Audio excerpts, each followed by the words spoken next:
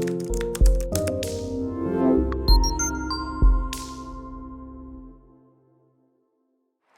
this is Highbridge Caravans Devon branch, and on this absolutely lovely, very warm early May day, we're doing a quick walk around video on this equally lovely, very pleasant 2012 Autotrail Tracker EKS. So Autotrail, one of Britain's oldest, biggest luxury motorhome manufacturers, predominantly known for their high quality coach builds. The Tracker range is their more compact range. It's been around since 2002, as has the EKS layout, which is an abiding classic. It's a simple 2-berth twin sofa, end kitchen, super spacious, yet not so big to get around the place in. So let's have a little look at the window sheet. So she's a Autotrail Tracker EKS, so that's the longer sofas which make the single beds or the huge double. It's got twin 6-foot+ sofas in it, 2-berth, 2 seat belts, 3.5 ton maximum weight, so anybody can drive it forever on a normal car licence. Based on the ubiquitous Fiat Ducato with its bomb-proof 2.3 130 horsepower engine, 6-speed manual gearbox, very light steering, very precise and economical. That's why these dominate the motorhome base vehicle world. Only done 33,000 miles this one, so that's an average of only 3,000 miles per year. She's 6.35 long, normal width 2.3 wide, 2.85 tall. This is the low profile one, but it still has storage over the cab. Price at $38,995, which is bang on for one of these of this year in condition, and it is in very nice condition. So looking at the outside, looking good in white with graphics to break it up. We've got some nice mirror guards over the top of the mirrors just to protect them, which is good. We've also got some quite fresh looking Michelin Agilis original spec camping motorhome tyres, which are not the originals. They've been replaced at some time, which is always a nice sign. We've got a flush fit integrated factory fitted Omnistore 2-lay wind out canopy.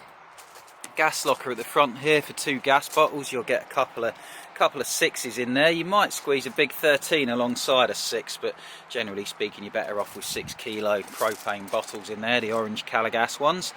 So you've got twin sofas inside, and this is an access locker for storage to underneath one of your sofas. It's quite big in there. You can get in there from the inside as well. There's plenty of room in there for lots of kit, barbecues, windbreaks, that sort of thing. You've also got, very handily, a main socket in there, so when you're sat outside, if you're hooked up to the mains, you can plug in any electrical appliances into there and sit outside running things on electric, which is handy. We've got double glazed windows all the way around. Fridge vents here for your 3-way gas, mains, electric or 12 volt when you're driving, fridge freezer. Habitation door on the back there with an electric step that will put itself away when you start the engine. You've also got a fly screen door coming across there as well, which is very neat, and a bin in the door. Freshwater fill up point, there's underslung fresh and waste water tanks, and you've also got handy external gas barbecue points. If you've got a gas barbecue, you'll just need the bullfinch adapter for that, and then you can run your gas barbecue off of your gas bottle in the gas locker, so you're not having to carry an extra bottle or take a bottle out of the gas locker for running that. This van's also got, as you can see there, a little alarm sensor on the door, so it's got a Faction Category 1 alarm system. That's an aftermarket electrical thing. We don't check it or guarantee it, but we'll have a play with that, see if it's working. They normally are. Condition wise, bang on. Normally expect a little dink or something on the back or the sides. I can't see anything. There will be something, I'm sure, but I can't see anything if there is. You've got this handy tow bar back here. That would have been expensive. That's got a nudge bar built into it to protect the back end, and if you want to take bikes with you, you can just add a tow bar mounted bike rack to there, which is very secure. Up high you'll see a double reversing camera. I don't think these had a double reversing camera from the factory. I think that's been upgraded to be a twin one. So you can see up there, there's 2 cameras up there.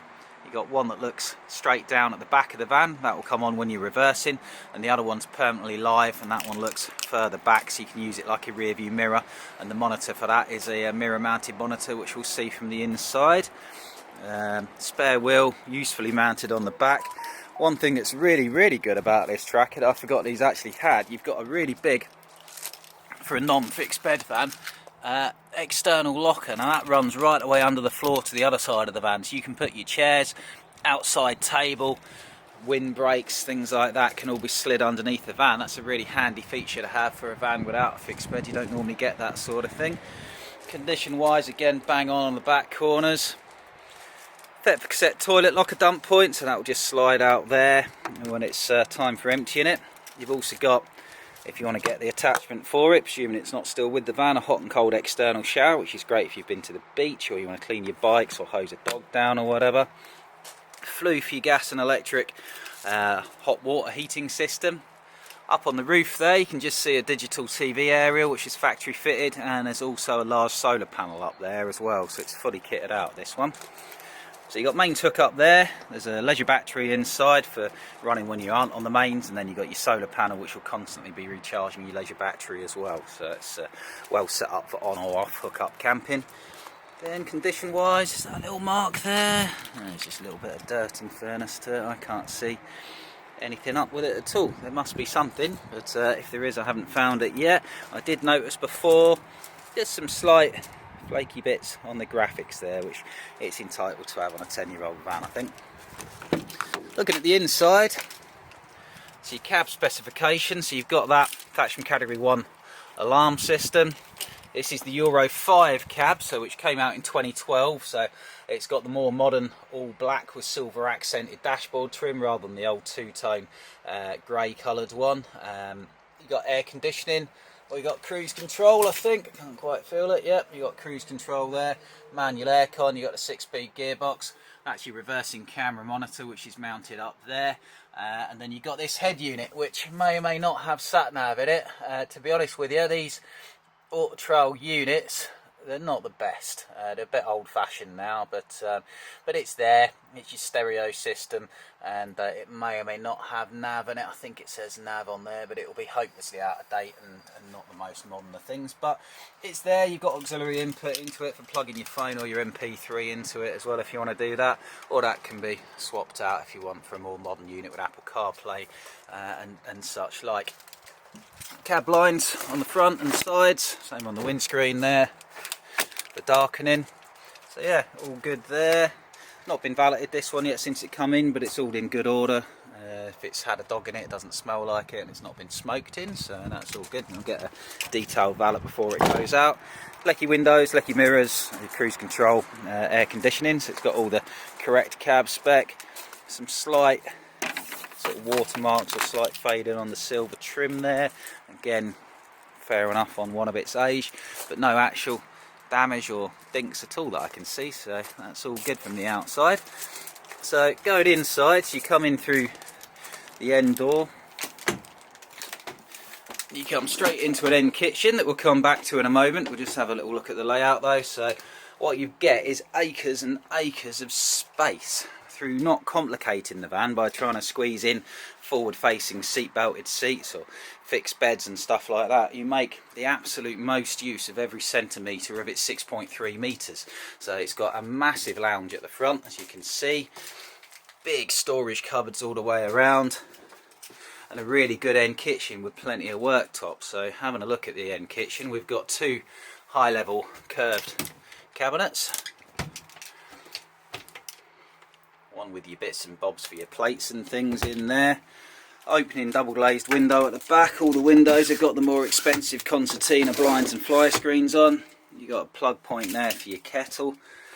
Nice sized sink with a built-in draining board as well.